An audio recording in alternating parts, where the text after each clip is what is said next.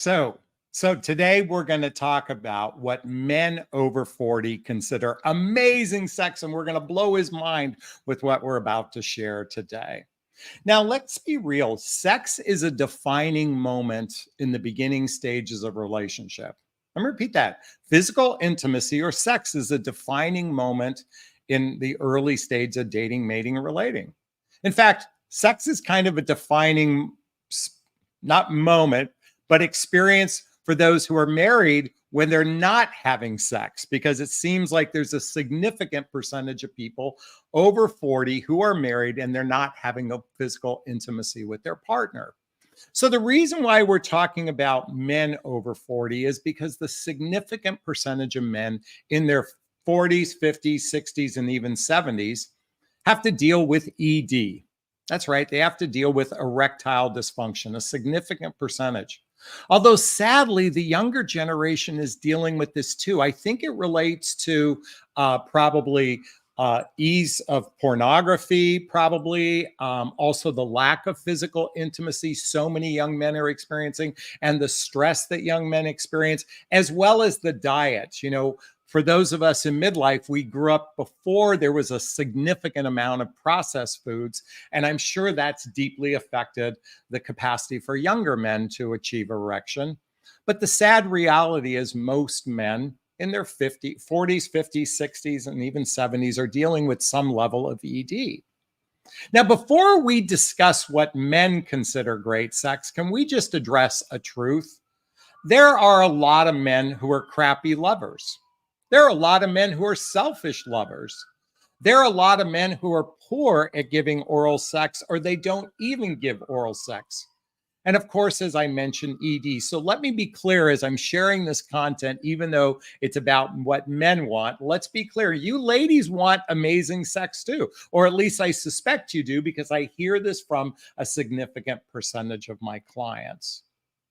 You know, it's interesting. When I was in my 20s, I had sex on the brain all the time. I was driven by sex, okay?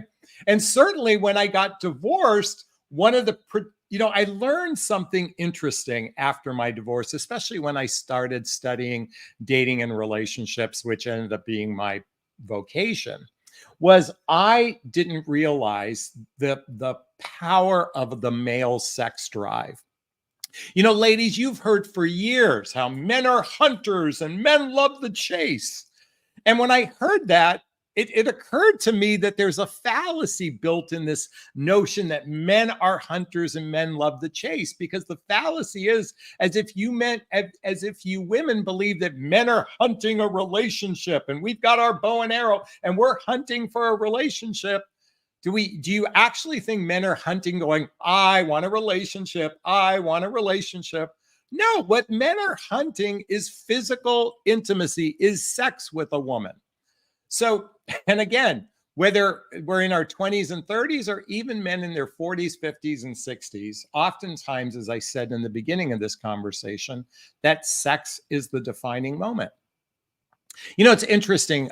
Some years ago, I was speaking to two men who had gone through a divorce in their late 40s and early 50s. And I'm just reflecting upon these two men. And they said they were in a loveless marriage or a sexless marriage. And what happened to them both is they actually each one of them met a woman where the sex was off the charts. The sex was amazing. And they eventually married those women because they were coming off of a sexless marriage. So it's important to recognize that sex is a significant component, especially those of us in midlife. Now, the reason why I say this is roughly 75% of singles who are in the dating marketplace that are over 45 years old are most likely divorced. And I suspect a significant percentage of those men who went through a divorce probably didn't have a very healthy sex life. You know, speaking of healthy sex life, I happen to know a couple who are in their 80s. Now, these two people I know very intimately. I've known them for over a decade, and they were very not public, but they shared within our circle their sex life. And even in their 80s, they were having sex. In their 70s, they were having sex a minimum of twice a week. And prior to that, they were having sex 3 to 4 times a week consistently from the time that they got married in their 30s, their 40s, 50s, and even in their 60s when it started to shift. Now, this happened to be a couple that were in the tantric community, the tantric community. Now, I'm not, by the way, let me be clear, as I'm having this conversation, I am no sex expert. Okay, I'm just offering my perspective. In fact, most people are not sex experts, and most people giving advice about sex aren't sex experts, especially in the dating realm. So if you've seen this video from many of my contemporaries, a lot of this is anecdotal information because most people aren't sex experts. But I want to come back to the tantric community. Now, again, this isn't all, tantric isn't about sex. It's about how to connect with another human being. And if you've ever read the book, Enlightened Sex by David Data, Enlightened Sex by David Data, Sexual Skills for a Superior Lover.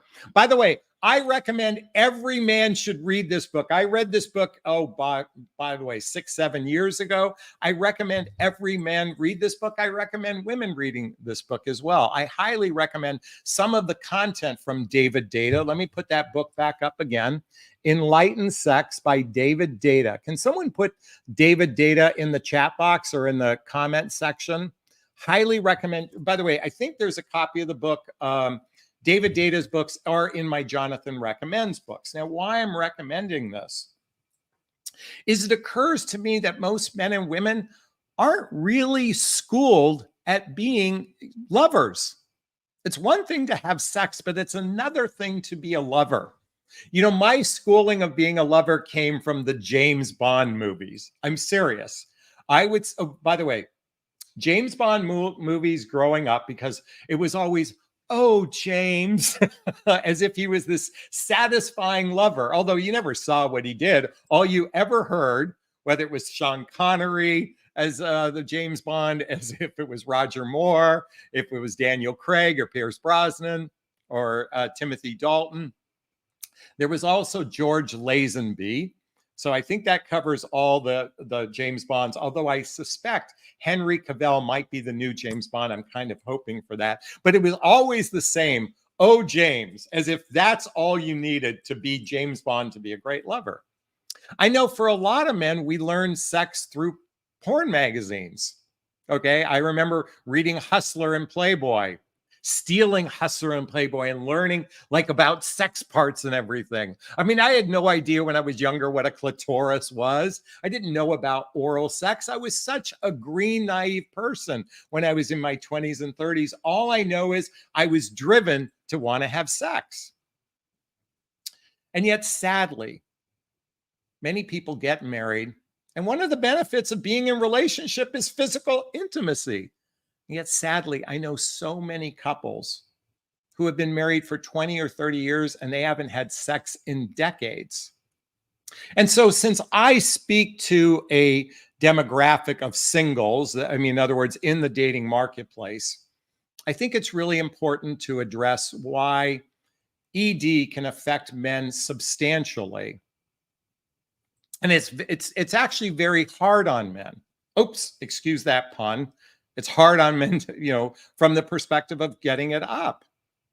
And understand that for a significant percentage of men, while they might have the drive to physical intimacy, they might not have the biological components to do that. And this is why taking a blue pill is very common amongst men, taking a blue pill. I mean, I'm grateful for it. By the way, I'm going to be candid with everyone. I have to take a blue pill. It's not, my equipment doesn't work like it did when I was in my 20s and 30s. And I'll tell you, there's a bit of shame associated with it. It's, and I recognize that stress or diet or some other things can affect this. There's no doubt that for a lot of men, masturbation and pornography has replaced physical intimacy. I suspect that pornography actually can harm a man's capacity to really engage from from a sexual perspective with a woman. I believe dependency on that sort of friction that masturbation might cause can cause a lot of significant problems for men. So I think it's important to recognize that for a lot of men, this is a very touchy subject, just like for you ladies. You know, as you go through menopause, as you might need estrogen and that sort of thing, there's a lot of emotional pressure associated with physical intimacy. And sadly, many couples don't talk about sex, especially in the early stage of dating. If you haven't read the book, 8 Dates by Doctors John and Julie Gottman, I highly recommend reading this book. The reason why is these are 8 essential conversations to have with someone in the early stage of dating. And I want to just point something out to you. Chapter 4, if you can look at this right there, it says the cost of love, or excuse me, number 3, let's get it on, sex and intimacy. This is the third conversation to have with a partner. And yet, sadly, sex is this expectation that it's supposed to be wonderful. It's supposed to be fantastic. It's supposed to be amazing. And yet so few couples actually have deep conversations about physical intimacy. Now, you know what's fascinating to me is people in long distance dating dynamics. This is kind of interesting. This is so different than those that live around the corner from one another. People that do long distance dating actually have sexual conversations well before they meet. They sometimes have phone sex with one another. They talk about what they like. It actually, because there's this built up anticipation that there might be physical intimacy, and because there's this kind of how should I say, buffer because of the distance, it's not as the same when you're meeting someone in person. So it's interesting that so many people in long distance dating dynamics have conversations about sex well before they ever have sex. And you know what happens? Oh my gosh. You know what happens? The minute they meet, it's the first thing they end up doing is having sex. It's so kind of different than what happens in short distance dating. So you're probably wondering what's going to blow a man's mind. What's going to blow a man's mind? And let me just share this. What I'm about to say goes for both genders. What I'm about to share is actually, I've heard this from men, and what I'm about to share, I've heard this from women as well.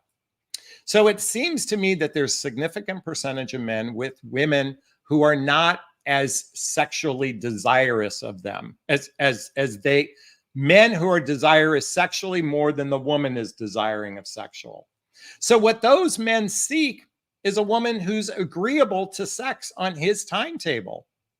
Now, by the way, I've heard this from women as well, that they've been in relationship with men who are not very sexually oriented. And those women want sex on their timetable. So what happens is men and women who have a healthy sex life want sex on a regular basis, and they want to be with partners who are rather agreeable from a physical intimacy perspective. Let me repeat that. They want someone who's agreeable. Those who have a healthy libido, that's what they want. What's interesting, though, is when you find a partner who's mismatched in your sexual desires. This is why those people that do long distance dating have these conversations, because they're trying to figure out, are we on the same page? And like, I once told a woman, she asked me, this was years ago, a decade. Oh my God, this was 17 years ago. I can't believe this was early after my divorce. She said, how often would you like sex? And I said, 3 times. She goes, 3 times a week? I said, no, 3 times a day. I was rather horny after my divorce. She said to me, well, I'm only good with twice a week. I mean, we were substantially, well, we were mismatched in that capacity, but the relationship didn't work out for a variety of other reasons. So what do most men consider great sex? And women?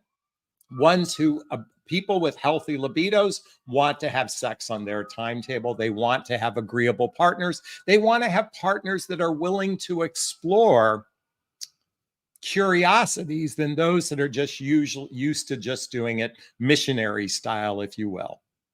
Okay, number 2, what men over 40 consider great sex, and again, this is true for women as well, is there's a significant percentage of people that appreciate oral sex.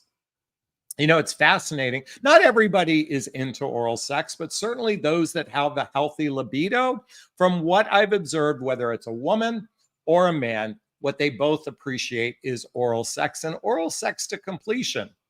Now, for those men that have ED problems, from those men that actually have masturbated so much that they need substantial friction to be able to get off, or they need some sort of fantasy to get off, it becomes rather difficult. This is where, for people that are addicted to pornography or addicted to significant amount of masturbation, again, I'm no expert here, but I would say take a break from masturbation for a period of time. This is true for men and women as well.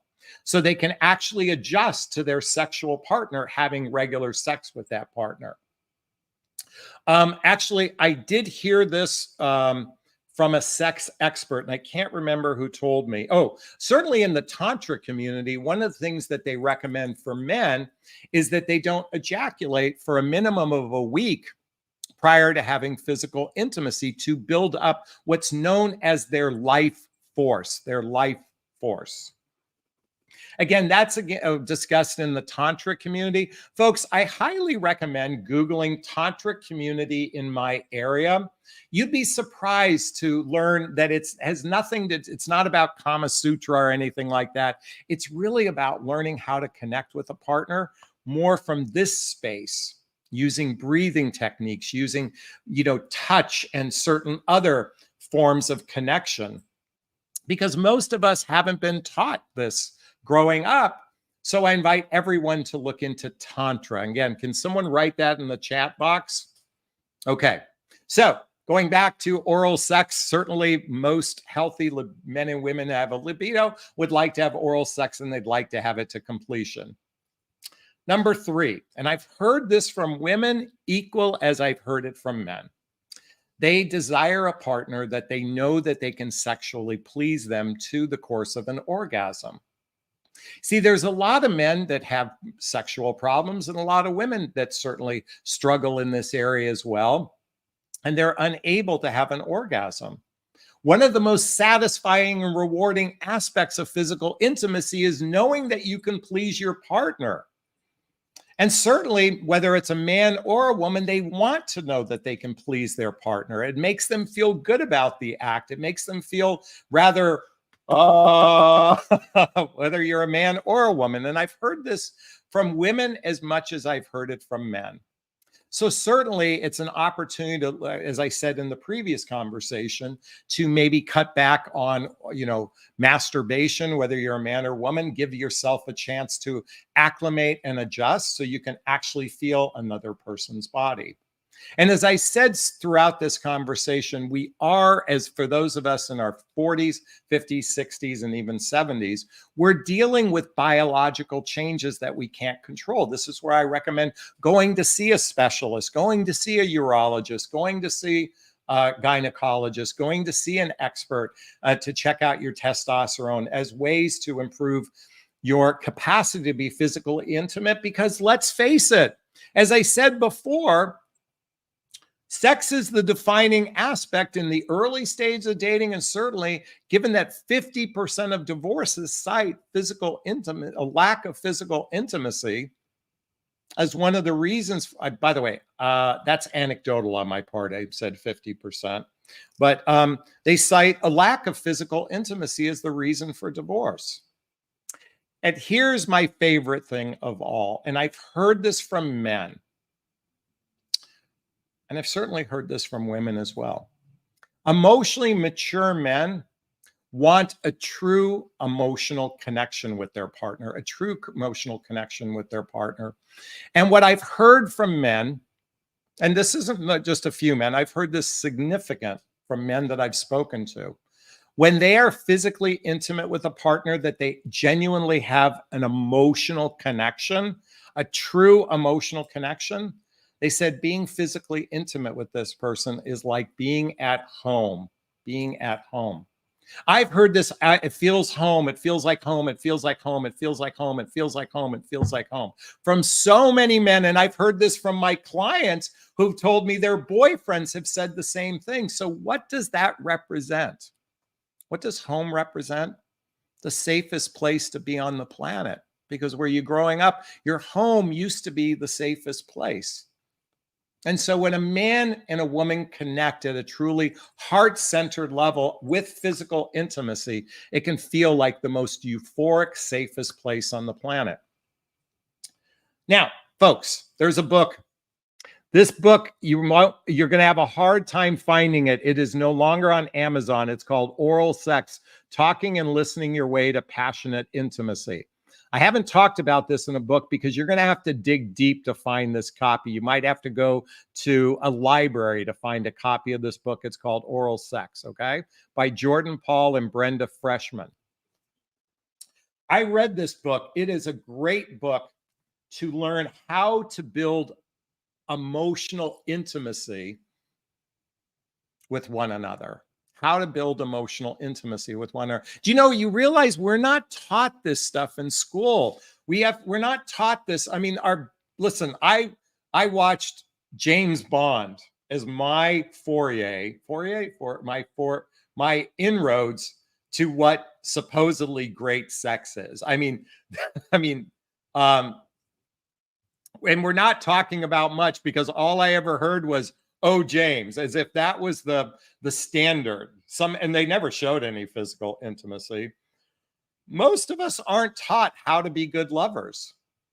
This takes work. It takes practice. It takes effort. This is why going to a tantric workshop. This is why maybe following sex experts on YouTube that teach this. That, by the way, I've one a 70-year-old woman taught with a dildo how to give a blowjob. I saw it on YouTube. I mean, there are videos on how to teach a woman how to squirt. You know, I mean, there are tutorials out there, and yet we're so ashamed because we have this grand expectation that we're supposed to be amazing lovers instead of actually having deep conversations with one another, just like the book 8 Dates recommends for one another. Is this sinking in? Is this resonating? Please let me know if it is. I'd like to hear your thoughts on what I just shared today. Post a comment below. If you have anything to add to what I shared, I'd like to hear your thoughts.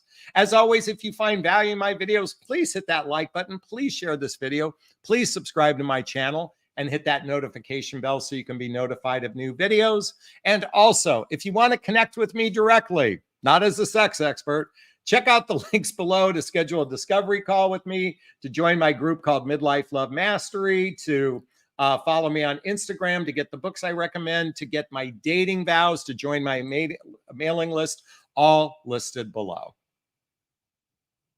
All right. Those who know my live format know it's time for Q&A. If you have a question, write the word question in the chat box and then post the question thereafter. Or you can purchase a super sticker, super chat. All the monies from the super sticker, super chat goes to a scholarship fund in the name of my son, Connor Asley. That's a picture of him right there.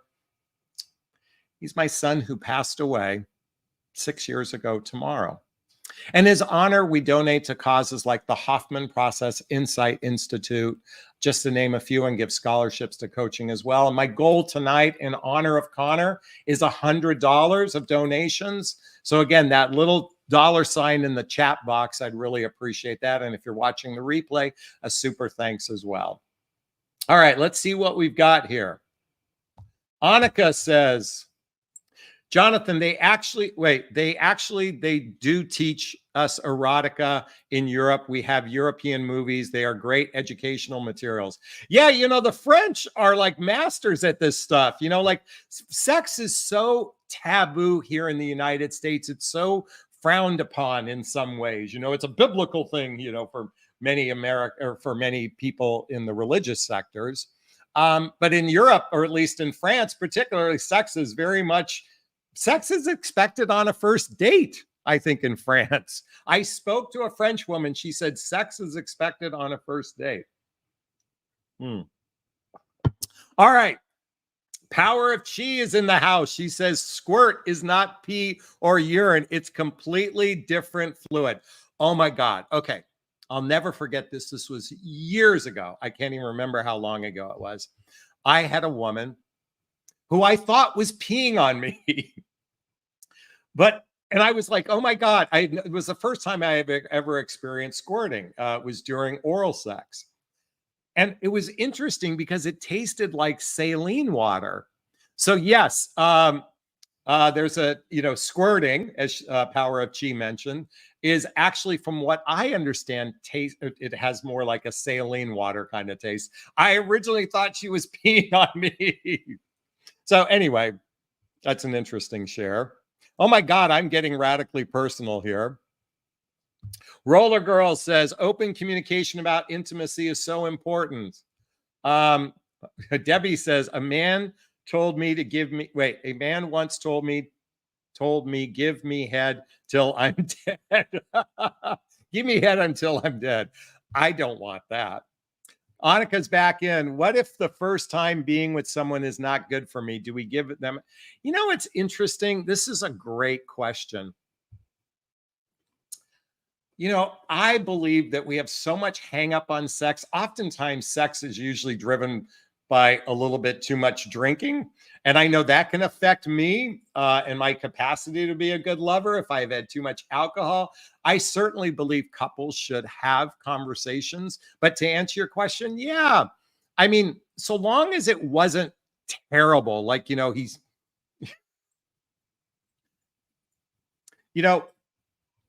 I think one of the challenges, we don't know each other. A brand new person doesn't know your body. So, and it's so uncomfortable to share what you like.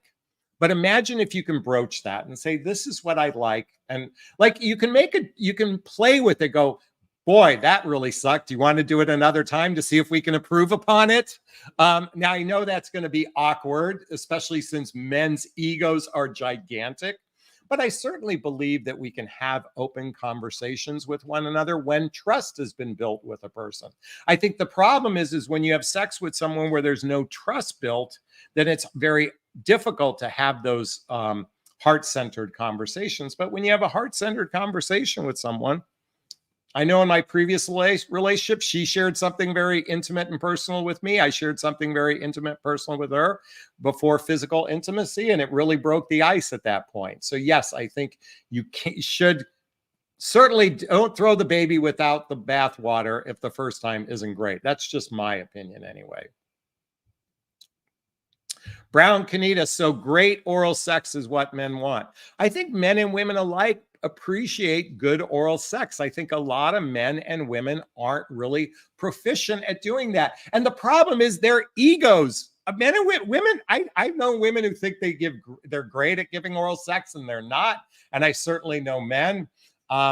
Thankfully, I have no complaints. So from that perspective, and maybe they're too embarrassed to give me a complaint, but I've seemed to be happy or have been able to satisfy in that realm. I don't know. For all I know, every woman I've ever been with has faked it with me. I know that's not true, but I think both men and women appreciate good oral sex. And I think this is conversations that couples should have. VR is in the house. What are your thoughts regarding phone sex if a couple is separated for a small or extended time? I'm not a prude. I remember I was in a long distance relationship. We had phone sex a number of times. It relieves the tension. I'm not a fan of it from the perspective of, again, we're using masturbation as a way versus the actual thing. But I'm a proponent for it. I'm not against it. I think, I just don't think we should get too dependent upon it. I think when we become dependent on masturbation or even a vibrator, it can actually affect our capacity to experience an orgasm with another human being. So whether it's I think masturbation or a vibrator can, and again, I'm not the expert here. I've only spoken to experts about this. Masturbation and vibrators can affect it if there is too much dependency upon that for an orgasm, for some people anyway. Okay, great question. Diane, Debbie just gave us a $20 super sticker for Connor. Thank you so much. I really appreciate it. So hard to believe it's been 6 fucking years.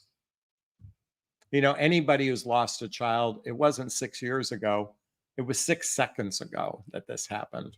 And while I've been able to navigate this, I would be lying if I didn't say I'm feeling rather emotional. And I'm stuffing my emotions a little bit to be able to do this broadcast, mainly because it also gives me an opportunity to not think about it.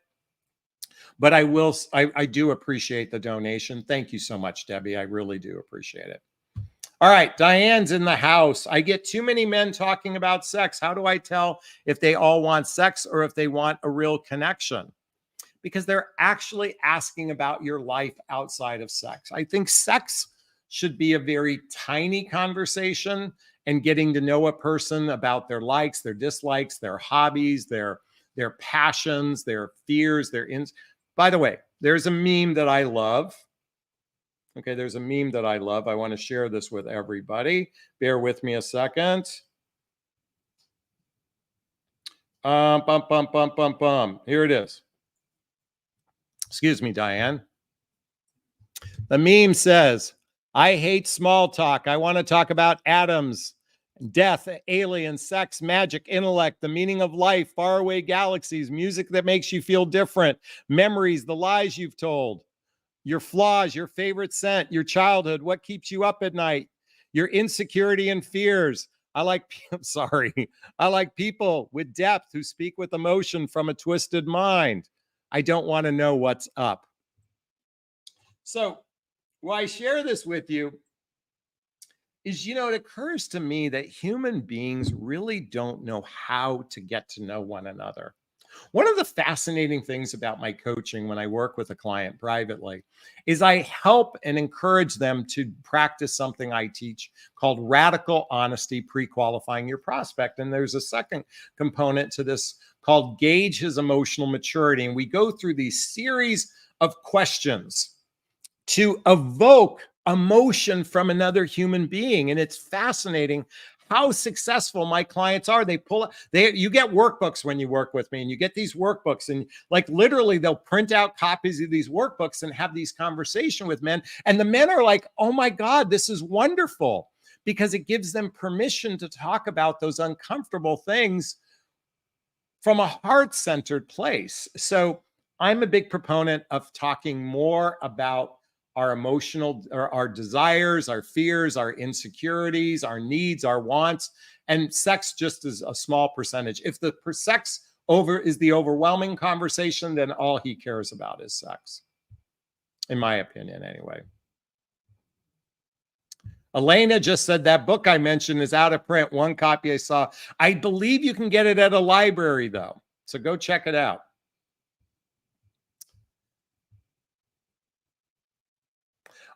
Catherine says sex conversations are safe for that special gentleman with whom I am really getting to know before any clothes are removed.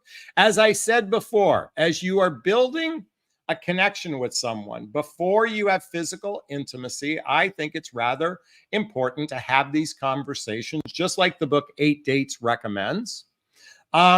Certainly, if you're thinking about being physically intimate with someone, I wouldn't have these conversations with just any person that you're talking to online, but somebody who's actually a really good prospect for you. If you're reaching that state of connection with one another, that's a good time to start discussing it. Claire says, sex is like wine. It gets better with time. The first time will be awkward, but as people get to know each other, that's not always true. You can have a bad batch of wine, okay? You could have a spoiled batch. Not everybody is sexually compatible with one another. However, I do agree with her. The first taste might not be the best, but as you let a wine breathe, it actually opens up. So from that perspective, I would agree. And Debbie says, practice makes perfect. Exactly. Cupcake wants to say, practice is awesome. Yeah, it's the best. So coming back to what I shared earlier, I think of my first relationship after my divorce. I met a woman, really fantastic lady. We're still social media friends with one another after what I think is almost 19 years. The sex was so great. I wanted to keep coming back for more. I wasn't used to it. I was coming off of, being, in that particular case, we weren't physically intimate in my marriage towards the end. And so I will tell you that great sex can be okay. Let me rewind for a second. Did you guys ever watch Friends? Did you ever watch Friends? Do you remember when Monica and Chandler hooked up while they were at Ross's wedding in England? And they were friends, and somehow they got drunk and had sex together, and then they were sex on the brain for the next year of that series. Okay, sex is part of the bonding and the glue that builds a healthy relationship with one another. I think people don't give enough credit to the importance, especially those who become just rather, what's the word I'm looking for, ungrateful, or take it for granted. I think so many couples take it for granted, and then they just start losing that physical intimacy with one another. And then I think of that couple in their 80s that still in their 80s were having sex once a week. Again, they were in the Tantra community. So, hey, I want to give props to Annika for the $10 super sticker. Thank you so much. Our goal now is $70 for the rest of the evening. $70. Okay, Annika has a question too. What if a guy is focused on one part of my body? That was an issue in my previous relationship. Even when we talked about it, it didn't change. As I said before, a lot of men and women are rather rote. They are one-dimensional. If he's not interested in exploring your body and you've expressed it as a need and he dismisses your need, then I would ask, what other areas has he dismissed you in his life?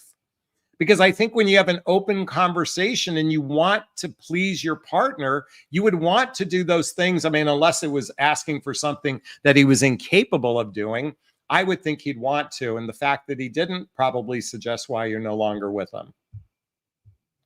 Miss Daisy says, ooh, phone sex, laughing my ass off. I'd rather get off by myself. By the way, I think phone sex is great. Okay, that's just my opinion, but not everybody agrees with me. But that's certainly my opinion. Missy D comes back and says, why would a man edit his and his woman's photos on social media? I find that strange. Do you mean Photoshop them? If that's what you mean, a lot of people Photoshop their pictures on social media. I can't tell you the why. I just know that they do. Let's go Power of Chi. Have you heard of Montauk Chi? Montauk Chi. He wrote many books about sex, connecting with one's self and one's partner, the multiple orgasm man and the multi-orgasm. Oh, well, those titles sound familiar to me. I vaguely remember I had a friend had that book in their bookshelf, and I briefly skimmed it. So, folks, check out Multiple Orgasmic Man and the Multi-Orgasmic Woman. Oh, I'd like this. Share your favorite sex books with everybody.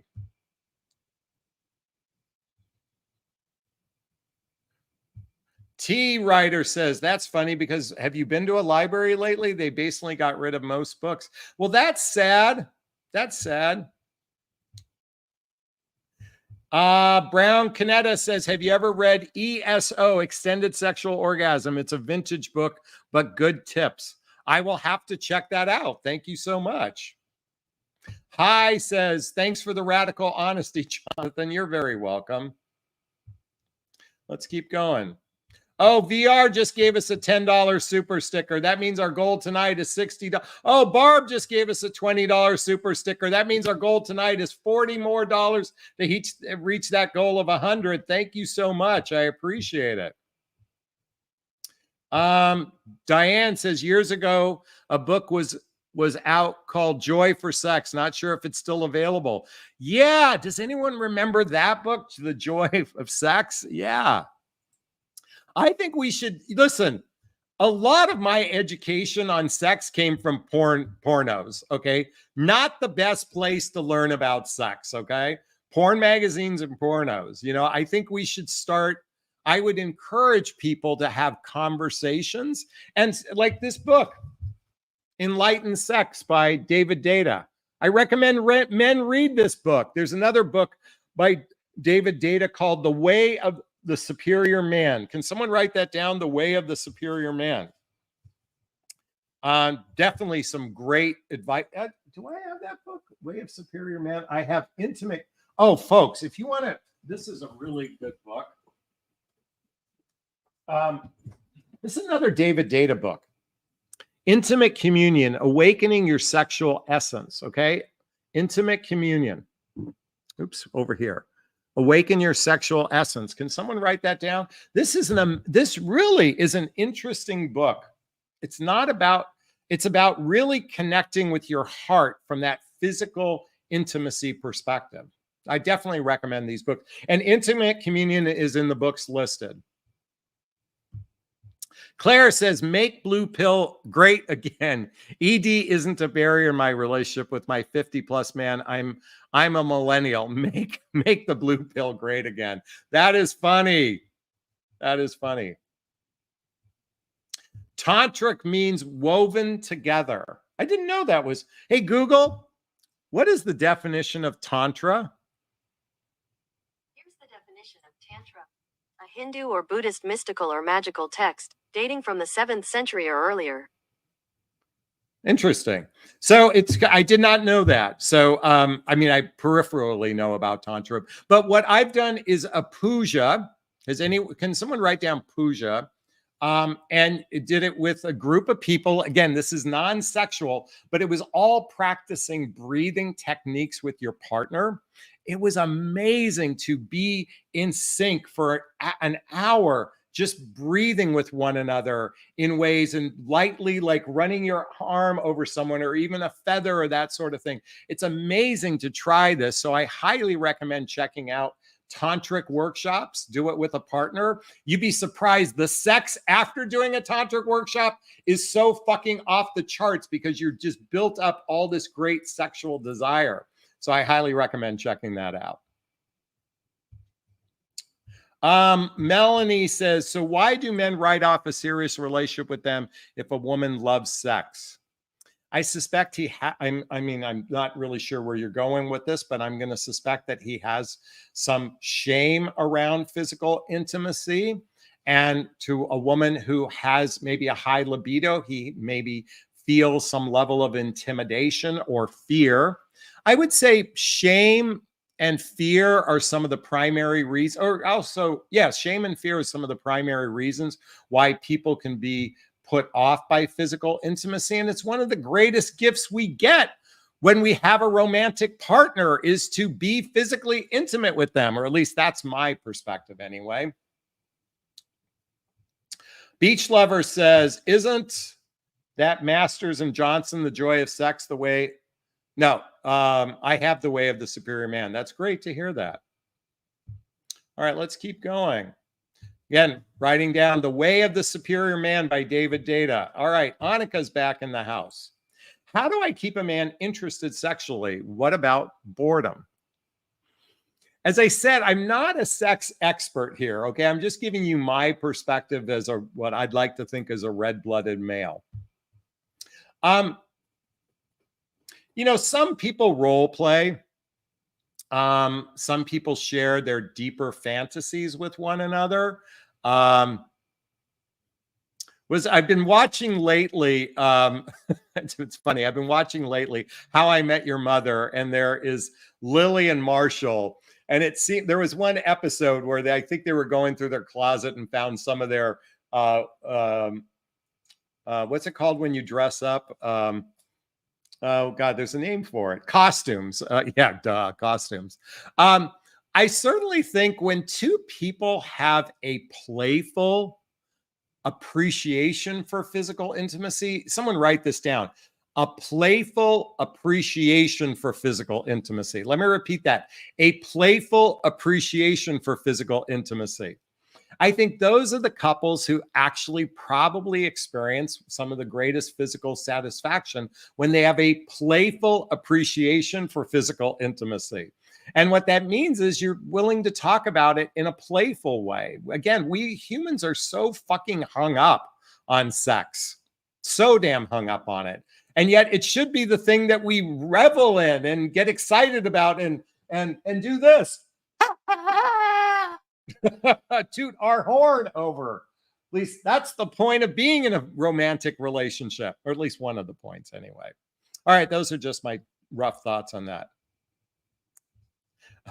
Miss Dee Dee says, you sound like a freak. I am scratching the ant's belly at being a good lover. I am scratching the ant's belly at being a good lover. Kathy says, book The 1 Hour Orgasm. Learn how to learn amazing Venus butterfly. I have the Venus butterfly book. Where the heck is that book? I read that book. Yes. Check that out. Definitely. Diane says sexual desire starts way before the bedroom. I would agree with that. No shame in the game. Exactly. Melanie's in the house. Oh, Melanie just gave us a $10 or $20 super sticker. Thank you for the love. I appreciate it. And Melanie Reddy has a question. How do I bring up that I know he has blue pills? He set an alarm at 5:30 a.m. and ready to go at 6, saying, see what you do to me? He does not even ask me. Should I feel obligated? How do I bring up that well, do you need to bring up that you know he takes a blue pill? Do you need to mention it? I mean, I guess you could ask about, just say, hey, I'm just curious. Do men at your age need a blue pill? You can ask the question and see how he responds to it. But I don't think you need to, does he need to know about your estrogen pills and things like that? I mean, I guess that's the first thing. He does not even ask me. So if you're feeling obligatory during physical intimacy, I was in a relationship with a woman who said to me, there are times I'm not in the mood, but I'm glad you push me. Okay. I'm glad you push me, because the minute we start having sex, I'm grateful that we did it. I get that women need a lot of foreplay and men don't need a lot of foreplay. But there's times when you're going to make love with each other, and there's times you're just going to have sex with one another. In that case, with this woman who said to me, I'm glad you pushed me, because it wasn't about making love in that moment. It was just about being physically intimate with one another. You have to do what's right for you. I don't agree. I don't believe you should do anything obligatory. But at the same time, I've just heard from a lot of women, once you get started, it's okay. So change the subject. Power of Chi says cosplay. That's not what I was thinking. I was thinking of costumes, but again, I guess cosplay is costumes. Cupcake just wants to say what I said earlier, a playful appreciation for physical intimacy. I think we need more of that. The F-bomb. Did I say fuck yet? Thanks, Debbie. All right. Wanda says, sorry, but don't be coming at me at 6 a.m. like that. I'm not in the mood. Okay. I didn't put this on the list, but I should have. I have heard this from so many men that morning sex is their favorite time to have sex. And let me explain why. The body regenerates testosterone while we sleep. The body regenerates testosterone. And have you ever noticed men have a hard on when they wake up? Most men like early morning sex. Okay. I know a lot of women don't, but just happen to recognize that's when we oftentimes have our strongest orgasm. Even those men who have to take a blue pill, there's something about the regenerative, you guys know the word I'm looking for, that happens at night. Okay. All right, let's keep going here. Power Chi just wants to remind everybody, good sexual hygiene is a must. I agree with that. Missy wants to say lube is a necessity. Get used to washing your sheets. Okay. I want someone write this down in the chat box. On Amazon, you can get a product called Uber Lube. Uber Lube. Oh my God, it's fantastic. The little squirt bottle in there. Uber Lube. It is fantastic. By the way, I used to like coconut oil, but it's so greasy and so messy. Uber Lube is like squirt, squirt, and it's perfect. Debbie wants to know, does anyone have a stripper pole? Beach Lover wants to remind everyone sex is fun. We should have a playful appreciation of physical intimacy, as well as deep, heart-centered lovemaking as well. Cupcake wrote it down for us. Uberlube on Amazon. I think it's $23.97 or something like that. Nicole says, my guy is 59 and gets frisky in the mornings. Exactly. Kathy wants to remind everyone morning is great, especially after a great night's sleep. I agree. Okay. I had a friend who dated a woman. She was a weird one. Whenever she got angry at him, she would go and have sex with him. There was, I don't know what that's called, anger sex or something like that, but there was just something about whenever she was mad with him, the way she got it, it was so funny. It encouraged him to piss her off all the time because she liked angry sex. Anyway, that's a story I wanted to share with you, not the best. What's the wildest sex act I've ever tried? What's the wildest sex? A threesome? No. That's not the wildest. I was tied up once. I didn't feel comfortable with that at all. I do not like not having control. But I have had other things that I'm not going to share with any of you.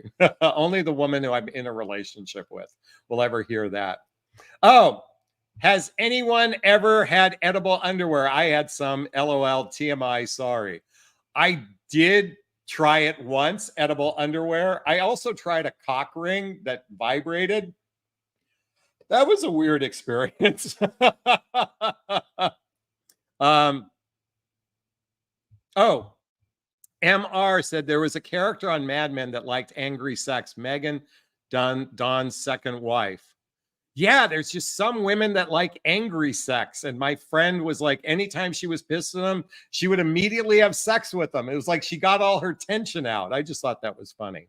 Oh, Missy said, okay, so Missy says, I like angry sex. Some people like makeup sex. Some people like breakup sex. Anyway. A threesome. Oh, no, you didn't, Jonathan. You really are a freak. Folks, I mean, before I got married, I did all kinds of shit. Remember I told you in the beginning of this broadcast, when I was in my 20s, I had sex on the brain 24/7. That's why I can't remember so many things happen, because I was almost like Barney from How I Met Your Mother. If you've ever watched the show How I Met Your Mother, I was almost like Barney. And I used to wear a double-breasted suit back in the day, too. Nina says, women like sexual tension. Debbie, oh my God. Yes, a cock ring. LOL. We are getting rather risque at this moment. Let's see. I wonder how far we can go at this point. Oh, and I didn't mean a cocktail. Oh. I didn't mean a cock. I think you meant a cock ring. Okay. Maureen says, is it healthy to fantasize? I'm thinking that's what you meant, not Fantasia. Just as long as you don't do it through a roller coaster. Wait, is it healthy to fantasize? I'm assuming you meant fantasize. I've believed that healthy fantasy helps stimulate couples. So I think, it's funny. Did you guys ever see the movie Deadpool? I'm a big Ryan Reynolds fan. And in the movie Deadpool, he and his girlfriend decided to celebrate all the odd holidays like Bastille Day and I don't know, farmers. I'm making up shit now.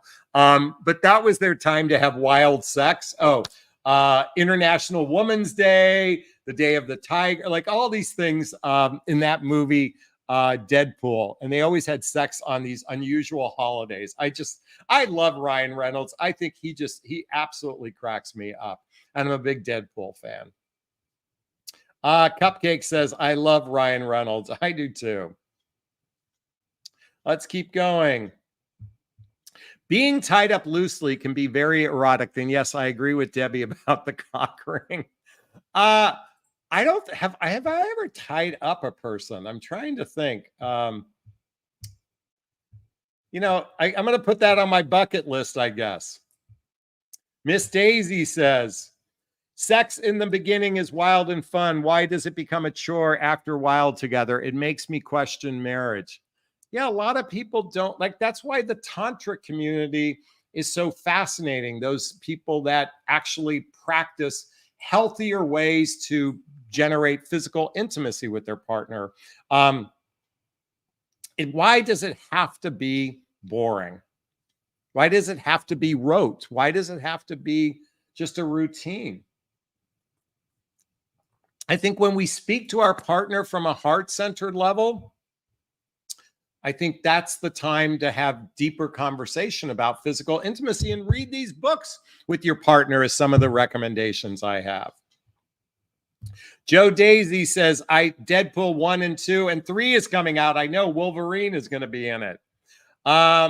Melanie says, I need to see Deadpool. You know, it's funny. When I saw Deadpool at first, I thought, oh, this is the stupidest movie ever. But I have a propensity to watch a movie a couple times. It's kind of like you have bad sex, okay, on the first. I want to go back and watch it again. And the second time I watched it, I fell in love with it. I thought it was rather ridiculous at first. And now I'm just addicted to Ryan Reynolds' humor. I just think he's funny. Oh, interesting what Beach Lover said. Sex is only boring if you're not in love. Yeah. I'm sad. It saddens me to think that that is the truth. Sex is boring when you're not in love, when you don't have a playful appreciation for one another. That's just sad. Yeah. But I do agree with that. Annika's back in the house. Do I disclose everything I like sexually up front in the early stage of dating? No, I think it's like watering a plant. You do a little bit each day. You know, you can't douse a plant with all this water. You'd flood it. You would harm it by giving it too much. I think just watering a plant a little bit per day, give it a little bit of sunlight or sex light, is how you engage in that particular capacity. Again, I'm no sex expert. I'm just giving you my perspective as a red-blooded male. I know some men might disagree with me. All right, let's keep going. Cupcake Betty says, I had to watch Super Troopers more than once. It's now one of my all-time favorites to watch. You know what I was watching the other night? I was watching Timothy Chalamet's Wonka, only because I love the ending song. Come with me and you'll see, be in a world of pure imagination. I can't sing, folks. But I wanted to hear his version. I posted it the other day on my Instagram. I do love the Gene Wilder version, but I really did. It's one of my favorite songs, Pure Imagination. And it kind of relates to the candy store. You know, we're talking about sex is the candy of a relationship. It's the icing on the cake part of a relationship, you know? And I believe that just like icing on the cake, we should treat it as something sacred, but also without the fear associated with it. There's just so much fear associated with sex. And I just wish we could dispel that with this conversation. Okay, this is our last question of the evening. Serious question. If a man mentions anal during sex while you're dating, what should we think? It will always be a no, but what the heck is it with the butts? First off, not every woman feels that way. So I recognize that's how you feel, but some women don't have an issue with it. And I guess that you can give a strap on and put it on yourself and give a man anal sex. I believe it's the taboo mostly. It has to do with the taboo of it. That's my perception anyway. I don't think it has to do with the tightness, because quite frankly, as you age, you don't want it to be so tight that you can't get in there. But there's a taboo associated with it. And I think that's the attraction for many people. Okay. Hey, we're going to just wrap up here in a second. Elusive Plant Lady says, I watched Netflix series based on your suggestion, Baby Reindeer. Very good story, well written, super acting. Oh my God, that one freaked me out, was Baby Reindeer. But a lot of interesting moral messages or relationship messages in there. What men over 40 consider amazing sex, blow his mind away. Ladies, this is true for men and women alike. This isn't about what men want. This is about what couples should be exploring as they begin a sexual relationship with one another. My encouragement is an appreciative, playful appreciation of physical intimacy, having deeper conversations earlier on in the process so you can build a healthy sexual relationship with someone. Is this sinking in? Is this resonating with you? Please let me know if it is. Post a comment below. I'd like to hear your thoughts. As always, if you find value in these videos, please hit that like button. Please share this video. Please subscribe to my channel and hit that notification bell so you can be notified of new videos. And if you want to connect with me directly, there's links below right here. Schedule a discovery call with me to see if working with a coach is right for you. Follow my group called Midlife Love Mastery. Follow me on Instagram. Get the books I recommend, my dating vows, and join my mailing list listed below. I'm going to wrap up this video as I always do. First off, giving myself a big, gigantic Jonathan Barrick of self-love. I'm going to reach into the camera and give you a hug of love if that's okay. I'm going to ask you to turn to someone, a pet, teddy bear, a pillow, and give it or them a hug of love, because love. Hugs are a great source of love. And let's face it, we could all use more love in our lives. I want to thank everyone who donated tonight for your love and kindness, including Debbie and Anika and everyone else. Maureen, Missy, Joe Daisy, Power of G, Fox Lady, Beach Lover, Cupcake, Marianne, RM Bell, Catherine, Wanda, Elusive Plant Lady, Ann Frickin, Roller Girl. Did I mention Beach Lover? Diane. Everyone, Annika, I said you as well. Everyone, Melanie, everyone, big hugs. Thanks for the love. Wishing you a super duper wonderful evening. Bye.